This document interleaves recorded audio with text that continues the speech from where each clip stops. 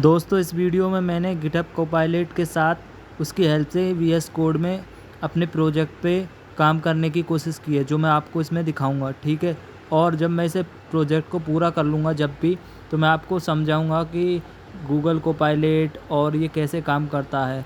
बहुत सारे rapid, Claude, GPT मतलब एजेंट एआई ऐसे तरीके से आ रहे हैं कि हम उसको सिर्फ प्रॉम्प्ट देकर वो कर सकते हैं काम।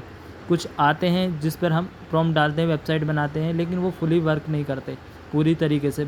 बस वो दिखाने के लिए फ्रंट एंड खास नहीं होता, मतलब थोड़ा बहुत होता है, लेकिन हम फुली प्रोजेक्ट बनाएंगे आने वाले वक्त में जो कुछ ऐसा हो जो वैल्यू दे, जो हम किसी को बना के दें तो उसके बदले हमें पैसा मिले, ठीक है। तो मैं इसी की तैयारी कर रहा हूँ और आप वेट करिए, महीने, 2 महीने, 4 महीने, 1 साल, जितना भी टाइम लगेगा उसके बाद मैं आपको समझाऊँगा।